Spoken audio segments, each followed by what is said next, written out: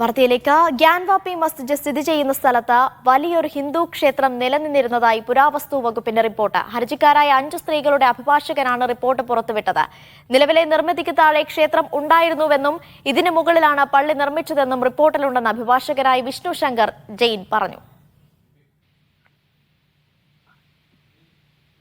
വിവരങ്ങൾ തൗഫീഖ് അസ്ലം നൽകും. തൗഫീഖ്, എന്താണ് ഈ റിപ്പോർട്ടിൽ പറയുന്നത്?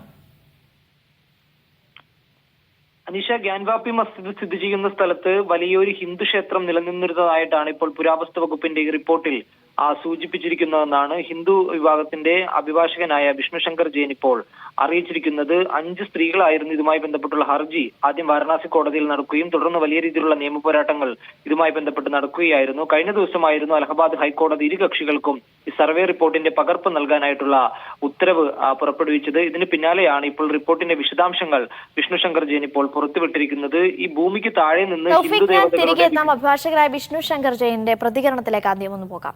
തൗഫീഖ്, ഈ റിപ്പോർട്ടിലുണ്ട് എന്ന തരത്തിൽ എന്താണ് ഈ അഭിഭാഷകനായ വിഷ്ണു ശങ്കർ ജെയിൻ പറയുന്നത്?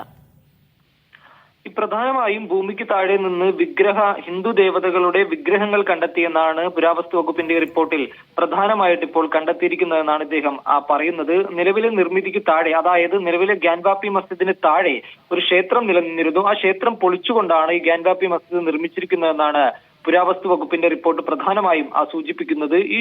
ഇതിന് മുകളിലായിട്ടാണ് ഈ പള്ളി നിർമ്മിച്ചിരിക്കുന്നത്. ക്ഷേത്രത്തിന്റെ തൂണുകൾ ഇല്ലാതാക്കാനുള്ള ശ്രമങ്ങൾ നിരന്തരമായി നടന്നിരുന്നതായിട്ട് റിപ്പോർട്ടിൽ പറയുന്നുണ്ട്. മഹാമുക്തി മണ്ഡപത്തിന്റെ അവശിഷ്ടങ്ങൾ കൂടി ഈ പള്ളിയുടെ വിവിധ പരിസരങ്ങളിൽ പുരാവസ്തു വകുപ്പ് നടത്തിയ സർവേക്കിടയിൽ കണ്ടെത്തിയിട്ടുണ്ട്. പള്ളിയുടെ പടിഞ്ഞാറെ ചുമർ ഹിന്ദു ക്ഷേത്രത്തിന്റെ ഒരു ഭാഗമായിട്ടാണ് ഇപ്പോൾ ഈ സർവേ റിപ്പോർട്ടിൽ സൂചിപ്പിച്ചിരിക്കുന്നത്.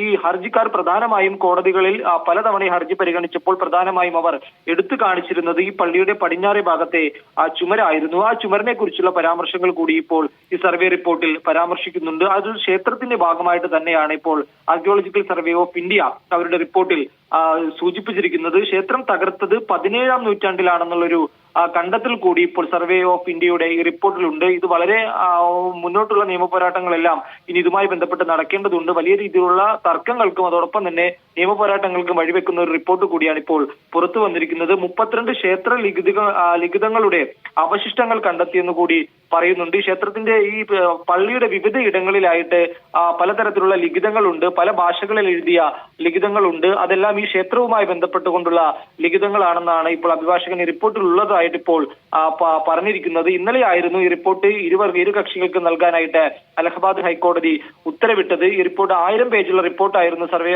പുരാവസ്തു വകുപ്പ് അവിടെ സർവേ നടത്തുകയും ഏകദേശം 1 മാസത്തിലധികം നീണ്ട ആ സർവേ ആയിരുന്നു ഗ്യാൻവാപ്പി മസ്ജിദിൽ നടത്തിയത്. അതിനുശേഷം വളരെ താമസമെടുത്ത് ഏകദേശം 2 മാസത്തിലധികം എടുത്തുകൊണ്ടാണ് ഇതിന്റെ റിപ്പോർട്ട് പുരാവസ്തു വകുപ്പ് അലഹബാദ് ഹൈക്കോടതിയിൽ സമർപ്പിക്കുന്നത്. വാരണാസി ഹൈക്കോടതിയിൽ ഇതുമായി ബന്ധപ്പെട്ട റിപ്പോർട്ട് സമർപ്പിക്കുന്നത്. മുദ്രവെച്ച കവറിലായിരുന്നു ഈ റിപ്പോർട്ട് സമർപ്പിച്ചത്. സുപ്രീം കോടതിയിൽ ഈ കേസ് എത്തിയപ്പോൾ ഇതുമായി ബന്ധപ്പെട്ടുള്ള റിപ്പോർട്ട് മുദ്രവെച്ച കവറിൽ വാരണാസി കോടതിയിൽ സമർപ്പിക്കണമെന്നായിരുന്നു പുരാവസ്തു വകുപ്പിന് നിർദ്ദേശം നൽകിയത്. ഇതിന്റെ അടിസ്ഥാനത്തിലായിരുന്നു കോടതിയിൽ മുദ്രവെച്ച കവറിൽ ഇതിന്റെ റിപ്പോർട്ട് സമർപ്പിക്കുകയും അതിന് പിന്നാലെ പുരാവസ്തു വകുപ്പ് ഈ റിപ്പോർട്ട് പുറത്തുവിടുന്നത് കുറച്ചു നാളത്തേക്ക് താമസിപ്പിക്കണം, ഇത് വൈകിപ്പിക്കണമെന്നൊരു ആവശ്യം കോടതിയുടെ മുന്നിൽ വെക്കുകയും അതനുസരിച്ച് കോടതിയുടെ റിപ്പോർട്ട് പുറത്തുവിടാൻ കുറച്ച് വൈകിപ്പിച്ചതിന് ശേഷമാണ് ഈ റിപ്പോർട്ട് കഴിഞ്ഞ ദിവസം പുറത്തുവിട്ടത്. ശരി, തൗഫീഖ് അസ്ലമാണ് വാർത്തയുടെ കൂടുതൽ വിവരങ്ങൾ നൽകിയത്.